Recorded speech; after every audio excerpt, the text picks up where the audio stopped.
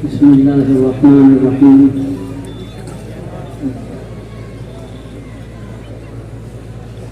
الحمد لله رب العالمين، والصلاة والسلام على سيد المرسلين وخاتم النبيين سيدنا ونبينا ومولانا محمد وعلى آله وصحبه أجمعين وعلى من تبعهم بإحسان ودعا بدعوتهم إلى يوم الدين. أما بعد، فأعوذ بالله من الشيطان الرجيم. يا أيها الذين آمنوا إن تتقوا الله يجعل لكم فرقانا ويكفر عنكم سيئاتكم ويغفر لكم والله ذو الفضل العظيم. صدق الله العظيم. حضرات علماء کرام اور میرے دینی اور ایمانی بھائیوں، میرے لیے سعادت ہے کہ میں یہاں اس اجلاس میں حاضر ہوں، اور الحمدللہ سے پہلے متعدد مرتبہ مجھے شرف حاصل ہوا ہے، اور حضرت مولانا محمد عبداللہ مویسی دامت برکاتہم نے جو محال سنبھال رکھا ہے، اور اپنی اس پیرانہ سالی کے باوجود وہ جس طرح جہد مسلسل میں مشغول ہیں، اللہ تعالیٰ ان کو صحت و عافیت کے ساتھ عمر میں برکت عطا فرمائے، اور یہاں یہ جو باغ ہے اللہ تبارک و تعالیٰ اس کی حفاظت کرے اور اس کے اور بہتر سے بہتر ثمرات سامنے آئیں۔ میں اس پر مبارکباد دیتا ہوں اور امید کرتا ہوں کہ آپ آئے ہیں تو آپ یہاں سے کچھ لے کر جائیں۔ آپ کے سامنے بڑی مفید باتیں آئی ہیں اور آئیں گی۔ میں صرف چند باتیں عرض کرنا چاہتا ہوں، نہ کسی طویل گفتگو کا موقع ہے نہ اس کی ضرورت ہے۔ میں نے جو آپ کے سامنے قرآن مجید کی آیت پڑھی ہے، اس پہ ایک بڑی حقیقت بیان کی گئی، اور اس وقت ہم اس کی ضرورت محسوس کرتے ہیں کہ اگر ہم مسلمانوں میں وہ جذبہ پیدا ہو جائے، وہ شوق پیدا ہو جائے، تو امید ہے اللہ کی ذات سے کہ جو آج ہمیں حالات منتشر نظر آتے ہیں، اس میں ایک بگاڑ نظر آتا ہے، ان کا بدلنا کچھ بھی مشکل نہیں۔ سب سے پہلی ضرورت یہ ہے کہ خود ہمیں اپنے آپ کو بدلنا ہے، ہمیں اپنی زندگی کا جائزہ لینا ہے اور پورے دین کو سمجھنے کی کوشش کرنی ہے۔ ایک مزاج ہمارا یہ ہے، ہم یہ سمجھتے ہیں کہ دین میں چند رسمیں ہیں، ہم ان کو کر لیں، اس کے بعد ہم پر کوئی ذمہ داری نہیں۔ سمجھنے کی ضرورت یہ ہے کہ یہ ایک پورا نظام زندگی ہے، ایک دستور حیات ہے جس کا اللہ نے ہمیں مکلف کیا، جس میں عقائد بھی ہیں، عبادتیں بھی ہیں، معاملات و معاشرت کا پورا نظام بھی ہے۔ ہمیں غور کرنے کی ضرورت ہے کہ ہم کس حد تک اس کا ساتھ دیتے ہیں۔ جو اسلام نے ہمیں زندگی کا طریقہ دیا، اللہ کے رسول صلی اللہ علیہ وسلم نے ہمیں جو حقیقتیں ہمارے سامنے بیان فرمائیں، ہم کس حد تک اس کا ساتھ دیتے ہیں۔ آج جو ہماری زندگی ہے، کہاں کہاں ناہمواریاں ہیں اور کہاں کہاں ہم اسلام کے خلاف قدم بڑھاتے ہیں، اسلامی نظام اور شریعت کے دیے ہوئے طریقے کے خلاف ہم آگے بڑھتے ہیں، اور ہمیں یہ احساس نہیں ہوتا کہ اللہ نے ہم پر کیا ذمہ داری ڈالی۔ اللہ تبارک و تعالیٰ قرآن مجید کے اندر یہ بات فرماتا ہے کہ ایمان والو، اگر تم اللہ کا ڈر پیدا کر لو، اللہ کا خیال، اس کا تمہارے اندر لحاظ پیدا ہو جائے، تو یاد رکھو اللہ تبارک و تعالیٰ تمہیں ایک شان امتیازی عطا کرے گا، ایک وہ زندگی عطا کرے گا جس کو دیکھ کر لوگ اسلام کے قریب ہوں گے۔ ورنہ آج حال یہ ہے کہ ہماری جو زندگی ہے اس کو دیکھ کر لوگ اسلام سے دور ہوتے ہیں، ہماری بد اخلاقیوں کو دیکھ کر۔ اسلام کا جو نظام خاص طور سے معاملات سے متعلق ہے، ہماری معاشرت سے متعلق ہے، اس سے ہم نے کس طرح دوری اختیار کی ہے کہ نتیجے میں لوگ اسلام سے دور ہوتے ہیں، اور یہ جو ہم نے اسلام کی پیشانی پر دھبے ڈالے ہیں، یہ اگر ہم نے اسی طرح اپنا رویہ باقی رکھا تو جو خطرات ہیں وہ خطرات تو بڑھتے رہیں گے۔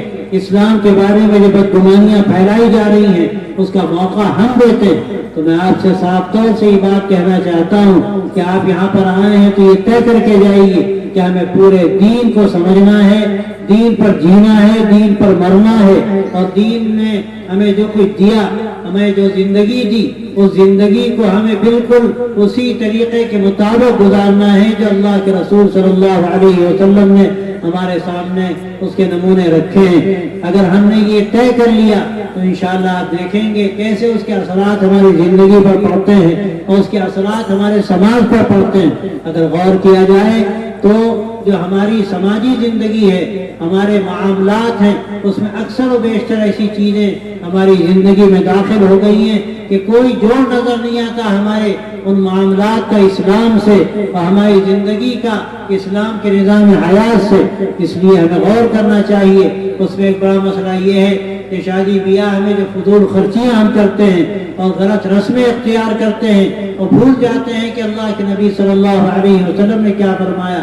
حضور اقدس صلی اللہ علیہ وسلم فرمایا تھا کہ اعظم النکاح برکتاً ایسرہ مغورتاً، کہ سب سے بابرکت نکاح وہ ہے جس میں سب سے کم خرچ کیا جائے، لیکن اپنی عزت دکھانے کے لیے ہم ساری خرافات انجام دیتے ہیں اور اس کو بعض مرتبہ یہاں تک لے جاتے ہیں کہ ولیمے کی سنت کو ادا کرنے کے لیے ہم سودی قرض لیتے ہیں، بینکوں سے لون لیتے ہیں، حرام کام کا ارتکاب کرتے ہیں۔ سود کا لینا حرام، سود کا دینا حرام، اس کے لکھنے والوں پر خدا کی لعنت، گواہ بننے والوں پر خدا کی لعنت، اس کے بعد کہاں سے برکت ہوگی؟ اسی طرح آج ہمارے نوجوانوں میں جس طرح نشہ داخل ہو رہا ہے اور یہ ہر جگہ کا مرض ہے، اس کی مختلف شکلیں ہیں۔ وہ شراب کی بوتل نہ صحیح، وہ شراب کا جام نہ صحیح، نہ جانے کن کن شکلوں میں آج نشہ ہمارے نوجوانوں میں داخل ہو رہا ہے۔ اس کے نتیجے میں گھر تباہ ہو رہے ہیں، برباد ہو رہے ہیں۔ اگر اس کا ہم نے جائزہ نہ لیا اور اپنی زندگی پر غور نہ کیا، اپنے نوجوانوں پر ہم نے توجہ نہ کی، ان کی تربیت کی فکر نہ کی، تو اس کا خطرہ ہے کہ آگے سماج بگڑتا چلا جائے گا اور ہمیں سنبھالنا مشکل ہو جائے گا۔ اور اسی طرح جو معاملات کی خرابیاں ہمارے سماج میں ہیں، جو مشترک جو کاروبار ہوتے ہیں یا ایسے بہت سے معاملات ہوتے ہیں اس میں ہمیں پورا سیدھا راستہ بتا دیا گیا، لیکن ہم ظاہری دولت کو حاصل کرنے کے لیے اور یہ جو عزت کی مختلف ظاہری شکلیں ہیں ان کو حاصل کرنے کے لیے بھول جاتے ہیں کہ کیا حرام ہے کیا حلال ہے۔ ان باتوں پر بہت زیادہ توجہ کرنے کی ضرورت ہے۔ ہم اپنی اخلاقی زندگی پر کبھی جائزہ لیں اور اس کو بھی بہتر بنانے کی کوشش کریں۔ یہ بھی ہماری بہت بڑی ذمہ داری ہے۔ ہم کو لوگ جو دیکھتے ہیں مسجدوں مدرسوں میں نہیں دیکھتے، وہ ہمیں بازاروں میں دیکھتے ہیں، سفروں میں دیکھتے ہیں، کاروبار میں دیکھتے ہیں، آفسوں میں دیکھتے ہیں۔ آفس میں ایک آدمی بیٹھا ہوا ہے کرسی پر اور اس کے بغل میں دوسرا آدمی بیٹھا ہے، ایک مسلمان ہے ایک مسلمان نہیں ہے، لیکن جو مسلمان ہے اسے کوئی امتیاز نظر نہیں آتا۔ رشوت وہ بھی لیتا ہے یہ بھی لیتا ہے اور حرام خوری وہ بھی کرتا ہے یہ بھی کرتا ہے، تو نہیں سمجھتا کہ ہم جو کر رہے ہیں اس کے اثرات کیا ہوں گے۔ حرام مال اگر پیٹ میں جاتا ہے تو یاد رکھیے وہ آگ کا انگارہ ہے۔ حدیث میں آتا ہے کہ اگر آدمی حرام مال کھاتا ہے تو جو لقمہ وہ دے رہا ہے وہ لقمہ تر نہیں ہے، آگ کا انگارہ ہے۔ اس کا اندازہ آج نہیں ہوتا، کل مرنے کے بعد ہوگا۔ ہمیں سوچنا چاہیے کہ ہماری کمائی کے ذرائع کیا ہیں۔ کوئی اگر حرام ذریعہ ہے تو اس کا نقصان صرف ہماری ذات تک نہیں ہے، ہماری نسلوں تک وہ نقصانات جائیں گے۔ تو میرے بھائی اور دوستوں، میں لمبی بات کہنا نہیں چاہتا، یہ ضروری باتیں جن کی طرف بہت توجہ کی ضرورت ہے۔ جیسے میں نے عرض کیا کہ یہ اسلام ایک پورا نظام زندگی ہے۔ آدمی اللہ کے حوالے کر دے اپنے آپ کو کہ ہمیں جو کرنا ہے اللہ کے حکم کے مطابق کرنا ہے، اللہ کے نبی صلی اللہ علیہ وسلم کے فرمان کے مطابق کرنا ہے۔ اگر یہ ہمیں طے کیا ہے تو یہ ہماری زندگی ہمارے لیے ایسی روشنی بن سکتی ہے کہ جو دور دور تک پہنچے گی اور لوگوں کو اس سے فائدہ پہنچے گا۔ اور اگر خدا نہ خواستہ ہم اپنی منمانی کرتے رہے، رسم و رواج میں پڑے رہے، جھوٹی عزت کے لیے، معمولی دولت کے لیے جس کی کیا قیمت ہے دنیا میں، حضور اقدس صلی اللہ علیہ وسلم نے اس کی ایک مثال بیان فرمائی۔ ایک حدیث میں صحابہ رضی اللہ عنہ کے ساتھ آپ گزر رہے تھے، ایک بکری کا بچہ مرا ہوا پڑا تھا اور وہ بالکل سڑنے کے قریب تھا، کان بھی کٹا ہوا۔ آپ نے فرمایا کہ لے لے کوئی اس کو، اس سے فائدہ اٹھائے۔ صحابہ نے عرض کیا اللہ کے رسول یہ کس کام کا ہے؟ کان بھی کٹے ہوئے، اب یہ سڑنے اور بالکل آخری حد تک پہنچ چکا، سڑنے کے قریب ہے، کس کام کا ہے؟ اس کی کھال بھی کام کی نہیں۔ آپ صلی اللہ علیہ وسلم نے فرمایا اللہ کے نزدیک دنیا کی قیمت اس سے بھی بدتر، اس سے بھی کمتر۔ جو اس دنیا کے لیے ہم مرتے ہیں اور ہمیں خیال نہیں ہوتا ہمیں کیا ملے گا، اور بالکل حرام و حلال کا خیال نہیں ہوتا، پیسہ آئے کیسے ہی آئے، حرام طریقے پر آئے حلال طریقے پر آئے، ہمیں یہ خیال نہیں ہوتا کہ اس کی نحوست ہماری نسلوں میں جائے گی اور اس کی بے برکتی ہمیں اپنی آنکھوں سے دیکھنی پڑے گی۔ تو میرے دوستوں اور بھائیوں، ہم یہاں سے طے کر کے جائیں کہ ہمیں یہ نظام درست کرنا ہے۔ وراثت کا مسئلہ ہے۔ اکثر ہم دیکھتے ہیں دیندار لوگ ہیں لیکن وراثت کی تقسیم شریعت کے مطابق نہیں کرتے، جبکہ قرآن مجید میں ایسی صراحت کے ساتھ یہ بات کہی گئی ہے۔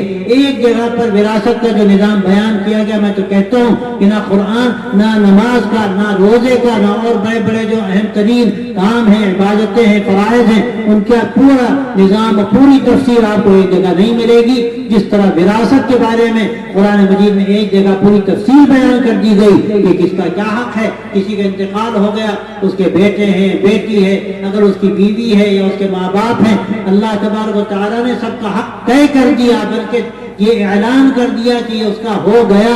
اب کوئی اگر وراثت کی تقسیم شریعت کے مطابق نہیں کرتا، اپنی بہن کو حق نہیں دیتا، یا اپنے جو اور دوسرے اصحاب الفروض ہیں جن کے حق اللہ نے طے کر دیے ان کو حق نہیں دیتا، وہ حرام کھاتا ہے، وہ گویا کہ ڈاکہ ڈالتا ہے اپنی بہن کے گھر پر، اس لیے کہ اس کا وہ پیسہ جو اللہ نے اس کے لیے متعین کر دیا وہ نہیں دیتا۔ اور زبان پہ یہ جملہ آ جاتا ہے، ارے بہن نے تو معاف کر دیا، ارے بہن بیچاری کیا کرے، آپ نے حق ادا نہیں کیا، سماج کا دباؤ اس کے اوپر ہے، معاف کرے یا نہ کرے، وہ کیا کرے؟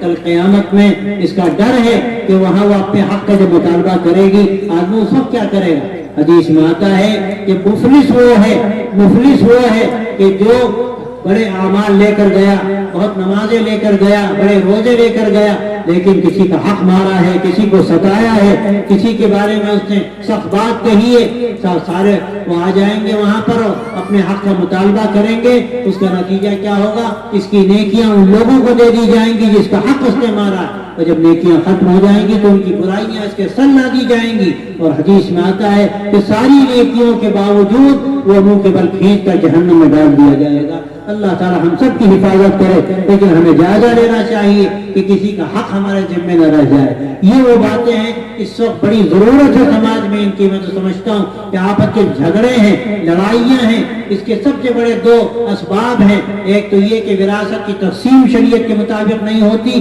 اور دوسری یہ کہ ہماری زبان پر ہمیں قابو نہیں، جو چاہا جس کو کہہ دیا، برا بھرا کہہ دیا، کوئی تبصرہ کر دیا، کوئی الزام لگا دیا، تہمت لگا دی، اور یہ خیال نہیں ہوا کہ اس کا کیا نتیجہ نکلے گا۔ حدیث میں کتنی سخت باتیں کہی گئی، غیبت کے بارے میں کہا گیا، حسد کے بارے میں کہا گیا کہ وہ نیکیوں کو کھا جاتا ہے، جیسے لکڑی آگ جو ہے وہ لکڑی کو کھا جاتی، آگ لگ جائے وہ لکڑی بالکل راکھ ہو جاتی۔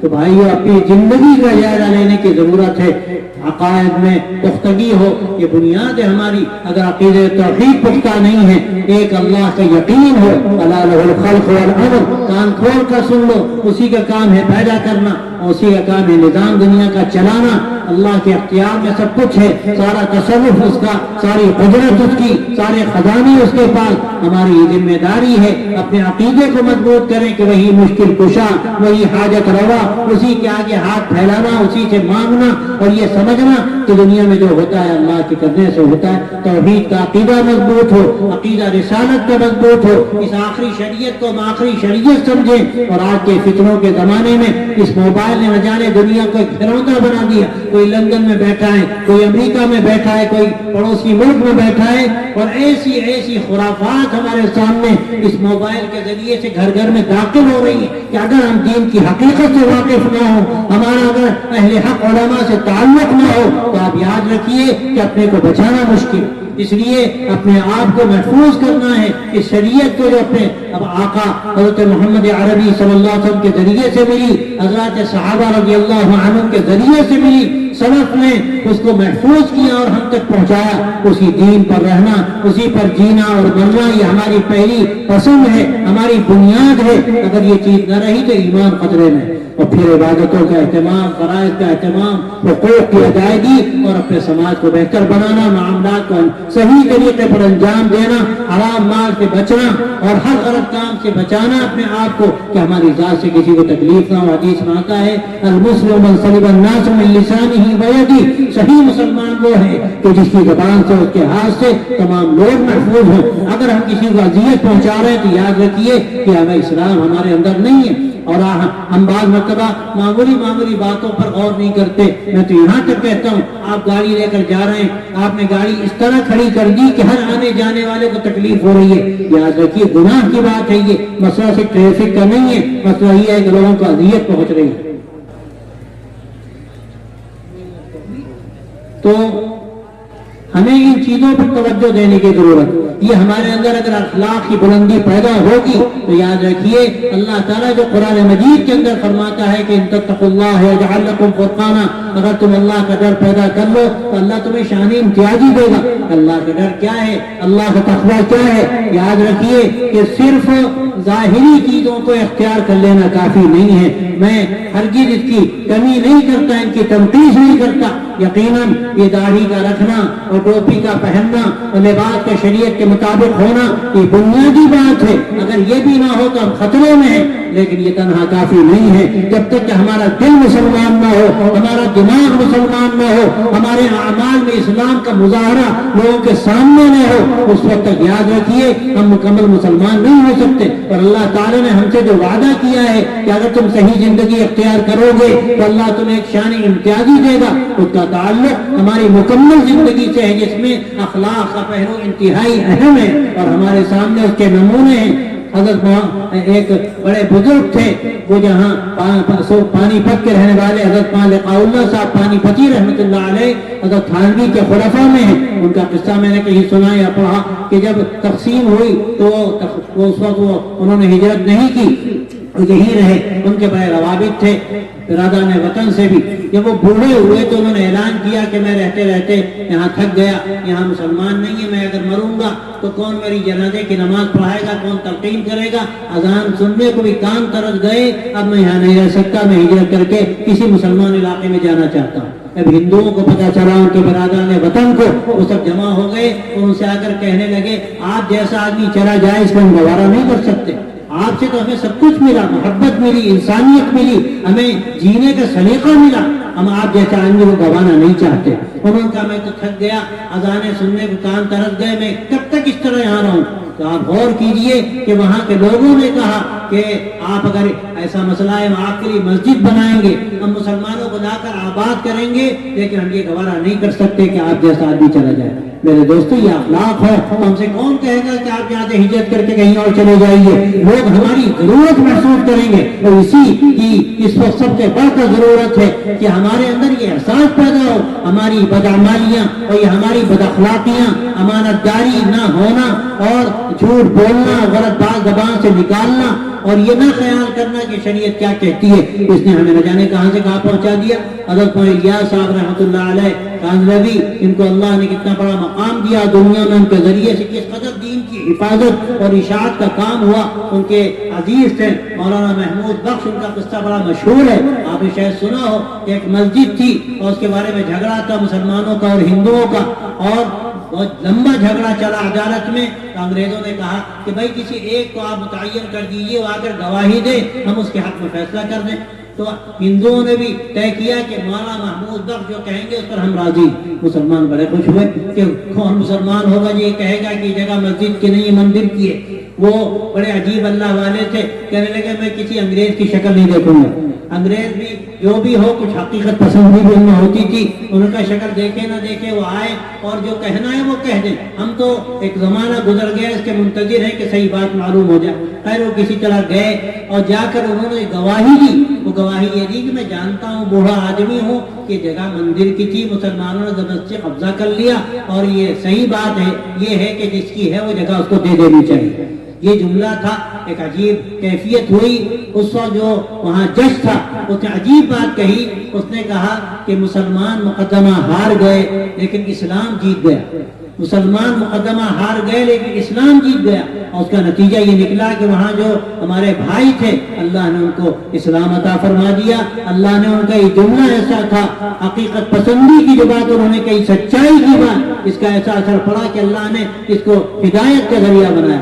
میرے بھائیو یہ بعض مرتبہ ہمیں بعض چیزوں میں ظاہری نقصان ہو سکتا ہے نظر آئے، لیکن اگر ہم سچائی کے ساتھ آگے بڑھیں، امانت داری کے ساتھ آگے بڑھیں، اپنی زبان کی بھی حفاظت کریں، اپنے دل و دماغ کی بھی حفاظت کریں، اور پھر ہم اسلام کے سانچے کو اپنی زندگی میں اس طرح سے پوری طرح اپنے آپ کو سانچے میں ڈھال لیں تو یقیناً انشاءاللہ یہ چیز ایسی ہوگی کہ اس سے ایک ایسی تصویر ہمارے برادران وطن کے سامنے جائے گی کہ نہ جانے کتنوں کی ہدایت کا ذریعہ بنے گا. اور یہ واقعات ایک نہیں، اگر میں سناؤں تو 50 واقعات میں آپ کے سامنے سنا سکتا ہوں. اور یہ جو اللہ تبارک و تعالیٰ نے ہم کو یہاں موقع دیا، میں اکثر کہتا ہوں کہ صلح حدیبیہ کہ آپ تاریخ اٹھا کر دیکھیے صلح حدیبیہ میں کیا ہوا. جب صلح ہوئی مشرکین مکہ سے آپ صلی اللہ علیہ وسلم کی اور ایسی صلح ہوئی کس قدر دب کر صلح ہوئی, لگتا تھا کہ کلیجے منہ کو آ جائیں گے.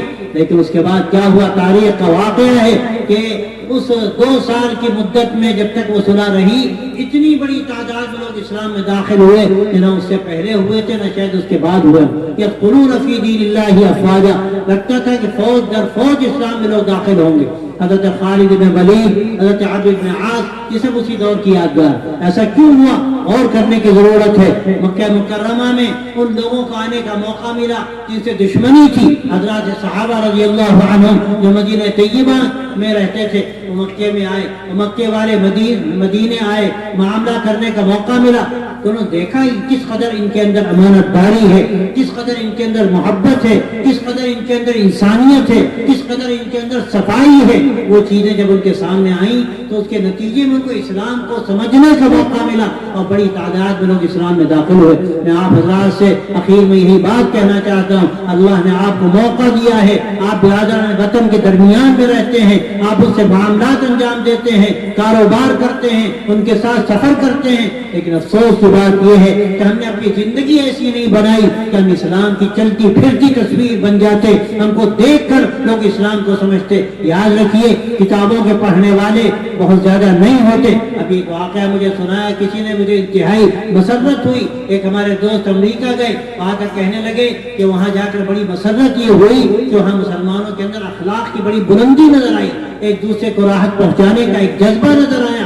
اور پھر انہوں نے سنایا کہ ایک شخص آیا مسجد میں اور آ کر کہا کہ میں شہادت دینا چاہتا ہوں, یعنی کلمہ پڑھنا چاہتا ہوں, اسلام میں داخل ہوا. اور پھر کہنے لگا آپ جانتے ہیں میں مسلمان کیوں ہوا, میں نے کوئی کتاب نہیں پڑھی. اور پھر کہنے لگا کہ آپ کے اخلاق کو دیکھ کر میں اسلام میں داخل ہوں. میرے دوستو یہ اگر ہماری زندگی ہو, ہمارے اخلاق ہو, ہمیں تو حال ہمارا یہ ہے کہ ہمارے محلے میں کوئی جی رہا ہو, مر رہا ہو, اس کے پاس علاج کے پیسے نہیں, ہمیں کیا مطلب وہ مرے یا جیے, ہماری زندگی اچھی گزرے, ہم شادی میں لاکھوں لاکھ روپے خرچ کر دیں. لیکن افسوس یہ ہے کہ ہمیں ذرہ برابر ہی پرواہ نہیں ہوتی کہ ایک پڑوسی کے کیا حق. حالانکہ حدیث میں کتنی تاکید ہے, آپ نے یہاں تک فرمایا واللہ لا یؤمن واللہ لا یؤمن واللہ لا یؤمن. قیل من یا رسول اللہ, قال صلی اللہ علیہ وسلم من لم یأمن جارہ بوائقہ. آپ نے فرمایا خدا کی قسم وہ مسلمان نہیں ہو سکتا, خدا کی قسم وہ مسلمان نہیں ہو سکتا, خدا کی قسم وہ مسلمان نہیں ہو سکتا. صحابہ نے عرض کیا اللہ کے رسول آپ کس کے بارے میں فرما رہے ہیں؟ آپ نے فرمایا جس کا پڑوسی اس کے جھگڑے بکھیڑے سے محفوظ نہ ہو تو مسلمان نہیں ہو سکتا. پڑوسی کی عزت, اس کا احترام اور کبھی اس کی خدمت اگر اس کو ضرورت ہے, یہ ایک شرعی فریضہ ہے. اور آپ صلی اللہ علیہ وسلم نے اتنی تاکید فرمائی اور یہاں تک فرمایا کہ جبرائیل علیہ السلام برابر تاکید کرتے رہے پڑوسی کے حق کے بارے میں, یہاں تک کہ میں سمجھنے لگا کہ جس طرح اولاد کو وراثت پہ حق ملتا ہے اسی طرح پڑوسی کو بھی ملتا ہے. میرے دوستوں, میرے بھائیوں, ہمیں اپنی زندگی کا جائزہ لینے کی ضرورت ہے. اگر اس طرح ہم اپنے آپ کو بہتر بنائیں گے, قرآن مجید میں ایسی تاکید ہے, ایک وہ پڑوسی جو رشتہ دار ہے, ایک وہ پڑوسی جو رشتہ دار نہیں ہے, ایک وہ پڑوسی ہے جو تھوڑی دیر کا پڑوسی آپ کے ساتھ وہ سفر کر رہا ہے, اس کی برت آپ کی برت کے سامنے ہے, آپ اگر جہاز میں ہیں اس کی سیٹ آپ کی سیٹ کے بغل میں ہے, وہ بھی پڑوسی ہے. اور ہماری ذمہ داری ہے کہ ہم اس کا خیال رکھیں. ہم نے چائے منگائی, ہم تھوڑا سا اس کو بھی شریک کر لیں, اور پہلے اگر اس نے بھی منگائی ہے تو ہم پہلے اس کو دے دیں. ہم کھانے پینے کا سامان نکالتے ہیں, ہم کو پرواہ نہیں ہوتی, تھوڑا سا ہم اس کو بھی شریک کرنے کی کوشش کریں, اسراف نہ کریں. آج کے حالات میں یہ بھی مسئلہ ہے, لوگ گھبراتے ہیں, لیکن کم از کم اپنے اخلاق کا بھی اظہار تو کریں. اور یہ جو شرعی ہمارے اوپر ایک ذمہ داری ہے اس کا اظہار تو کریں, جس سے پتہ چلے کہ اسلام کیا کہتا ہے. ایک واقعہ مجھے یاد آتا ہے اور اسی پر انشاءاللہ میں بات مکمل کروں گا. میں تو پہلے ہی مکمل کرتا, مگر مجھ سے کہا گیا کہ چند جملے اور کہہ دو. حضرت مولانا علی میاں صاحب رحمۃ اللہ علیہ کا واقعہ ہے کہ لکھنؤ سے سہارنپور تشریف لا رہے تھے. حضرت شیخ الحدیث مولانا محمد زکریا صاحب رحمۃ اللہ علیہ کی خدمت میں. عبداللہ کاپود روی بہت بڑے عالم گجرات کے گزرے ہیں, ابھی انتقال ہوا چند سال پہلے ان کا. ان سے میں نے 3 مرتبہ یہ واقعہ سنا. وہ ساتھ تھے, وہ کہتے ہیں کہ ہم لوگ جب داخل ہوئے ٹرین میں, ایک کوپے میں 4 سیٹیں تھیں, اس میں 2 ہندو تھے, دونوں نوجوان تھے, ان کی ایک نیچے کی سیٹ تھی ایک اوپر کی. ادھر سامنے ایک سیٹ نیچے کی مولانا کی تھی، عبداللہ صاحب کاپودری جو جوان تھے ان کی سیٹ اوپر کی تھی۔ حضرت وہاں داخل ہوئے، حضرت کا طریقہ تھا کہ باتیں ہونے لگی انسانیت کی، محبت کی۔ رات کا جب وقت ہوا تو ایک بوڑھی خاتون بغل کے گوبے سے آئیں اور کہنے لگی آ کر کہ میری سیٹ اوپر کی ہے اور نیچے دونوں سینئر سٹیزن ہیں، میں کسی سے ریکویسٹ نہیں کر سکتی، اگر آپ میں سے کوئی مجھے سیٹ دے دے تو میں سو جاؤں گی، میں نے تو رات بھر مجھے بیٹھنا پڑا۔ وہ دونوں ہندو تھے، آنے والی تلک دھاری تھی خاتون، لیکن وہ خاموش بیٹھے رہے، کسی نے کوئی زبان سے ایک جملہ نہیں کہا۔ جب وہ جانے لگی تو حضرت مولانا علی میاں صاحب رحمۃ اللہ علیہ جو اس وقت ڈھیر عمر کے تھے، پاؤں اس وقت داؤد کا حملہ ہوا تھا، تکلیف تھی، اس کے باوجود مولانا نے کہا کہ بہن فکر نہ کرو، یہ میری نیچے کی سیٹ ہے، تم یہاں کر سو جاؤ۔ جب وہ چلی گئی اور بڑے اظہار تشکر کے ساتھ گئی اور یہ سوچ کر کہ مسلمانوں میں کیسے اخلاق ہوتے ہیں، تو اس کے جانے کے بعد عبداللہ صاحب نے کہا کہ حضرت آپ نے تو بڑا غضب کیا، آپ نے اپنی سیٹ دے دی، آپ کے پاؤں میں تکلیف ہے، آپ کو نظر نہیں، اس زمانے میں حضرت کو نظر بھی نہیں آتا تھا، آپریشن سے پہلے کی بات ہے، آپ کو نظر نہیں آتا، آپ کیسے اوپر جائیں گے، آپ کو رات بھر بیٹھنا پڑے گا۔ تو حضرت نے عجیب و غریب جملہ کہا، میں آپ کے حوالے کرنا چاہتا ہوں۔ حضرت نے فرمایا کہ مولی عبداللہ، اسلام کا اخلاقی نظام پیش کرنے کا موقع بار بار نہیں ملتا، اگر ملے تو تھوڑی قربانی آدمی دے، لیکن وہ جو موقع ہے اس کو حاصل کرے اور کچھ برداشت کرے۔ میرے بھائیوں، ایسے مواقع ہمارے پاس کتنے آتے ہیں، اور ہمارے سامنے سب سے بڑھ کر صحابہ کے واقعات ہیں کہ قیدی وہ جس کو ستایا جاتا